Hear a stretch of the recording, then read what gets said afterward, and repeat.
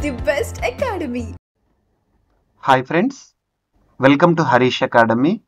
ఈరోజు November 20th 2024కి సంబంధించి వార్తలు నిలిచిన జాతీయ, అంతర్జాతీయ, రాష్ట్రీయ అంశాల గురించి, వార్తలు నిలిచిన వ్యక్తులు, అవార్డులు, పుస్తకాలు, మరి క్రీడా సంబంధిత సమాచారం, ఒక్కొక్క అంశాన్ని వివరంగా తెలుసుకుందాం. ఈరోజు మనం డిస్కస్ చేయబోయే టాపిక్ సంబంధించి అభ్యర్థులకు ఎలాంటి సందేహాలు ఉన్నా ఈ వీడియో కింద కామెంట్ బాక్స్లో కామెంట్ రూపంలో మీ యొక్క డౌట్ని పోస్ట్ చేయండి. ఖచ్చితంగా మీ యొక్క కామెంట్కి రిప్లై ఇచ్చే ప్రయత్నం చేస్తాను. యాక్చువల్లీ బోర్డు అందుబాటులో లేని కారణంగా ఈరోజు కూడా మన కరెంట్ అఫైర్స్ సెషన్ని ఈ విధంగానే మీ ముందుకు తీసుకురావడం జరిగింది. So please support and cooperate. So ఇక్కడ అబ్జర్వ్ చేస్తే ఈరోజు వార్తలు నిలిచిన ఫస్ట్ టాపిక్, నూతన కాగ్గా వార్తలు నిలిచిన వ్యక్తి Sanjay Murthy garu. So CAG controller and auditor general. కాగ్కి సంబంధించి మనకు నేషనల్ వైజ్గా కానివ్వండి లేదా రాష్ట్ర స్థాయిలో కానివ్వండి ఏ పోటీ పరీక్ష అయినా కూడా ఖచ్చితంగా క్వశ్చన్స్ అడిగే అవకాశాలు ఉంటాయి. రాజ్యాంగబద్ధ పదవి. కాగ్ అనే పదవిని ఏ దేశ రాజ్యాంగం నుండి స్వీకరించామని చాలాసార్లు అడిగారు. Britain constitution. Controller and auditor general. So ఇక్కడ అబ్జర్వ్ చేస్తే దేశమంతటికి కూడా ఒకరే కాగుంటారు. కేంద్ర ప్రభుత్వానికి సపరేట్గా, రాష్ట్ర ప్రభుత్వానికి సపరేట్గా ఉండరు. సో కేంద్ర ప్రభుత్వానికి, రాష్ట్ర ప్రభుత్వానికి ఒకరు ఉంటారు.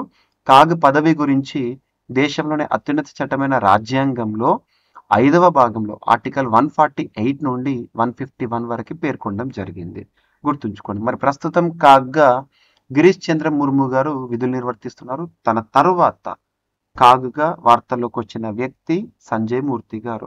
సో ప్రత్యేకత ఏంటంటే మన తెలుగు వ్యక్తి, తెలుగు ప్రాంతానికి సంబంధించిన వ్యక్తి. సో ఆంధ్రకి సంబంధించి.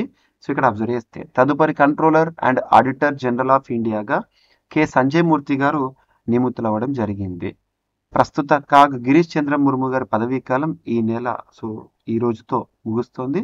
సో తన స్థానంలో ఇక్కడ అబ్జర్వ్ చేస్తే సంజయ్ మూర్తి గారు 1989 బ్యాచ్ హిమాచల్ ప్రదేశ్ రాష్ట్రానికి సంబంధించిన ఐఏఎస్ అధికారి. సో హిమాచల్ ప్రదేశ్ రాష్ట్ర క్యాడర్. ఓకేనా. ప్రస్తుతం కేంద్ర విద్యాశాఖలో కార్యదర్శిగా ఉన్నారు. మూర్తిని తదుపరి కాగ్గా రాష్ట్రపతి ద్రౌపది ముర్ము గారు నియమించారని ఆర్థిక శాఖ నిన్నటి రోజున చెప్పడం జరిగింది.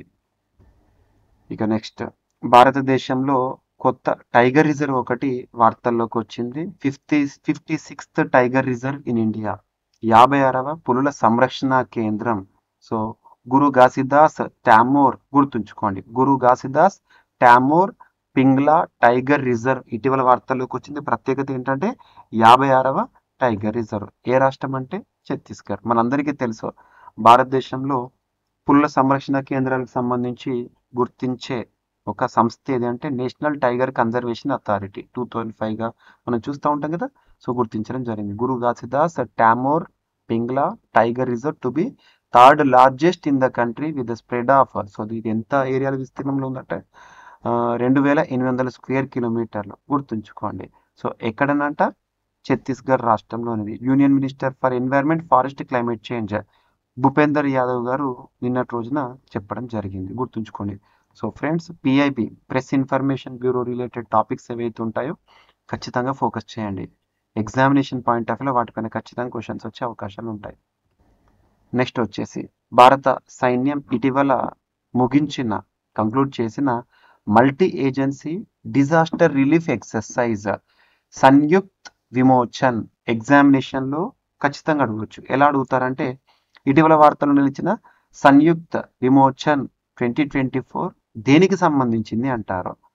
సో డిజాస్టర్ రిలీఫ్ ఎక్సర్సైజ్ ఎవరు నిర్వహించారు? Indian army. So 18th 19th, so నిన్నటితో ముగిసింది. అహ్మదాబాద్ అండ్ పోర్బందర్లో దీన్ని నిర్వహించడం జరిగింది. The Indian army successfully conducted the multilateral annual joint humanitarian assistance and disaster relief, విపత్తు నిర్వహణకి సంబంధించింది. గుర్తుంచుకోండి. ఓకేనా. ఇండియన్ ఆర్మీలో కూడా కోనార్క్ కాప్స్ వారు నిర్వహించడం జరిగింది. సో ప్రెస్ ఇన్ఫర్మేషన్ బ్యూరో నుండి కలెక్ట్ చేయబడిన టాపిక్ మీ గ్రూప్ 2లో అడిగే అవకాశం ఉంది. ఇక దేశంలోనే మొట్టమొదటి, ప్రపంచంలోనే అతిపెద్ద, అతి చిన్న, అతి పొడవైన ఇలాంటి ప్రత్యేక పదాలతో కూడిన కరెంట్ అఫైర్స్ని మనం సూపర్లేటివ్స్గా డిస్కస్ చేస్తున్నాం. ఈరోజు అలాంటి ఒక సూపర్లేటివ్ టాపిక్ అండ్ తెలంగాణ రాష్ట్రానికి సంబంధించి కూడా ఇంపార్టెంట్. కార్బన్ డైఆక్సైడ్ నుంచి మిథనాల్ కోల్ ఇండియాతో కలిసి ప్లాంట్ను ఏర్పాటు చేస్తున్న సింగరేణి సంస్థనంట. సో దేశంలో మొదటిసారిగా కార్బన్ డైఆక్సైడ్ నుంచి మిథనాల్ తయారీకి సింగరేణి సంస్థ శ్రీకారం చుట్టింది. ప్రయోగాత్మక ప్లాంటును మంచిర్యాల జిల్లా జైపూర్లోని థర్మల్ విద్యుత్ ప్లాంట్లో ఏర్పాటు చేస్తుందంట. థర్మల్ ప్లాంట్లో బొగ్గును మండించడం ద్వారా వెలువడే కార్బన్ డైఆక్సైడ్ను హైడ్రోజన్ వాయువుతో మిళితం చేసి చివరగా మిథనాల్ను తయారు చేస్తారంట. గుర్తుంచుకోండి. రోజుకు 500 కిలోల కార్బన్ డైఆక్సైడ్ మిథనాల్గా మార్చే ప్రయోగాత్మక ప్లాంట్ తుదశకు చేరుకుందంట. So very very important. Singareni MD Balaram garu ఇటీవల చెప్పారు. దీనిపైన ఎగ్జామినేషన్ పాయింట్ ఆఫ్ లో క్వశ్చన్ రావచ్చు. Gabon approves new constitution in historic referendum. So ఇటీవల కొత్త రాజ్యాంగం అనే టాపిక్తో ఏ దేశం వార్తల్లోకి వచ్చిందని అడగవచ్చు. గతంలో నేపాల్ కొత్త రాజ్యాంగాన్ని రూపొందించుకున్నప్పుడు అడిగారు పోటీ పరీక్షలో. సో ఇక్కడ Gabon approves new constitution in historic చారిత్రాత్మక రెఫరెండంలో ఈ నిర్ణయం తీసుకోవడం జరిగింది. సో గ్లోబల్ సౌత్ దేశాల సవాళ్లపై దృష్టి పెట్టాలని G20 సదస్సులో భారత ప్రధాని గారు పిలుపునివ్వడం జరిగింది. సో G20కి ప్రస్తుతం అధ్యక్ష బాధ్యతలు నిర్వర్తిస్తున్న వారెవరు? బ్రెజిల్ లాస్ట్ ఇయర్ 2023లో భారత్ G20కి అధ్యక్ష బాధ్యతలు భారత్ నుండి పగ్గాలు చేపట్టడం జరిగింది. G20కి బ్రెజిల్ రియో డి జెనీరోలో జరిగిన G20 సమావేశం. ప్రపంచంలో నేడు ఆయా దేశాల మధ్య జరుగుతున్న యుద్ధాల కారణంగా గ్లోబల్ సౌత్ దేశాలు ఆహారం, ఇంధనం, ఎరువుల సంక్షోభాన్ని తీవ్ర స్థాయిలో ఎదుర్కొంటున్నాయని భారత ప్రధాని మోదీ గారు ఆందోళన వ్యక్తం చేశారు. గ్లోబల్ సౌత్ దేశాలు ఎదుర్కొంటున్న ఈ సంక్షోభాన్ని పరిష్కరించడంపై G20 దేశాల కూటమి దృష్టి సారించాల్సిన అవసరం ఉందని ఆయన చెప్పారు. సో బ్రెజిల్ రాజధాని రియో డి జెనీరో వేదికగా G20 దేశాల శిఖరాగ్ర సదస్సు ప్రారంభం కావడం జరిగింది. ఇక అమెరికా ఫిలిప్పీన్స్ల మధ్య ఒక సైనిక ఒప్పందం. సో మన భారతదేశంతో సంబంధం లేకపోయినా కూడా కొన్ని ఇంటర్నేషనల్ టాపిక్స్లో అడుగుతారు. ఫిలిప్పీన్స్కు అమెరికా అందించే కీలక ఆయుధాలకు సంబంధించిన అత్యంత రహస్య సమాచారం, ముఖ్య సాంకేతికతను బదిలీ చేసేలా మనీలాలో ఇరు దేశాల మధ్య సైనిక ఒప్పందం ఒకటి జరిగింది. ఆసియా ఖండంలో చైనా దూకుడు పెరుగుతున్న వేళ ఈ దీర్ఘకాల మిత్ర దేశాల మధ్య సైనిక రక్షణ ఒప్పందాలతో పాటు భారీ సంయుక్త సైనిక విన్యాసాలు చేసేలా అమెరికా ఫిలిప్పీన్స్ దేశాల రక్షణ మంత్రులు ఇటీవల ఒప్పందాలపై సంతకం చేయడం జరిగింది. హిందూ పసిఫిక్ మహాసముద్రంలో హిందూ పసిఫిక్ ఇండోనేషియన్ ప్రాంతంలో ఇక్కడ సైనిక పొత్తులను బలోపేతం చేయడానికి ఉద్దేశించబడిందంట. సో భారతదేశంలో మహిళా ఖైదీలకి సంబంధించి గణాంకాలు 2022 నాటికి దేశంలోని జైళ్లలో 5.73 లక్షల మంది ఖైదీలు ఉంటే అందులో 4.1% అంటే 23,772 మంది మహిళా ఖైదీలు ఉన్నారంట. మహిళా ఖైదీల్లో 80% మంది 18 నుంచి 50 ఏళ్ళలోపు వారేనంట. మొత్తం ఖైదీల్లో 17.8% మాత్రమే దేశంలోని 16 రాష్ట్రాల్లో ఉన్న 34 మహిళా జైలులో ఉన్నారు. గుర్తుంచుకోండి. జాతీయ నేర గణాంక విభాగం 2022 లెక్కల ప్రకారం 2022 డిసెంబర్ 31 నాటికి దేశంలో అత్యధిక మహిళా ఖైదీలు ఉన్న రాష్ట్రంగా ఉత్తరప్రదేశ్ వార్తల్లో ఉంది. Second Bihar, third Madhya Pradesh, fourth west Bengal, next Maharashtra, తర్వాత పంజాబ్. ఇక కేంద్ర ప్రాయోజిత పథకాల నిధుల విడుదలకు స్పర్శ అనే అంశము మార్గదర్శకాలను విడుదల చేసింది ప్రభుత్వము. కేంద్ర ప్రాయోజిత పథకాలను అమలు చేస్తూ సకాలంలో కేంద్ర రాష్ట్ర వాటా నిధులు విడుదల చేసేందుకు వీలుగా కేంద్రం కొత్తగా స్పర్శ విధానాన్ని అమలు చేయనుంది.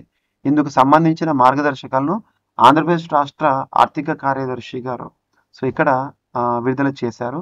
ఈ పథకంలో నిధులు ఇచ్చేందుకు సింగిల్ నోడల్ ఖాతాలు ఏర్పాటు చేయాలి. ఇందుకు రాష్ట్ర పే అండ్ అకౌంట్స్ అధికారిగా నియమించారంట. గుర్తుంచుకోండి. ఓకేనా? సో ఇవి ఫ్రెండ్స్ ఈరోజు వార్తలు నిలిచిన అంశాలు. ఒకసారి ర్యాపిడ్గా చూస్తే నూతన కాగ్ సంజయ్ మూర్తి గారు వార్తల్లోకి వచ్చారు. సో ఇటీవల వార్తల్లోకి వచ్చిన 56th టైగర్ రిజర్వ్ ఛత్తీస్గఢ్లో గురు ఘాసీదాస్ అండ్ సంయుక్త్ విమోచన్ అనే ఒక విన్యాసం disaster relief exercise Indian army conduct చేసింది. కార్బన్ డైఆక్సైడ్ నుంచి మిథనాల్ అనే అంశము కోల్ ఇండియాతో కలిసి ప్లాంట్ని ఏర్పాటు చేస్తుంది సింగరేణి. గ్యాబోన్ కొత్త రాజ్యాంగం అనే అంశంతో వార్తల్లోకి వచ్చింది. గ్లోబల్ సౌత్ దేశాల సవాళ్లపై దృష్టి పెట్టాలని G20లో ప్రధానమంత్రి గారు చెప్పిన మాటలు. అమెరికా ఫిలిప్పీన్స్ మధ్య చారిత్రాత్మక సైనిక ఒప్పందము.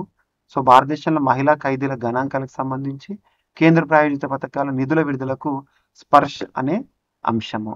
సో ఇవి ఫ్రెండ్స్ యాక్చువల్గా ఈరోజు వార్తలో నిలిచిన అంశాలు.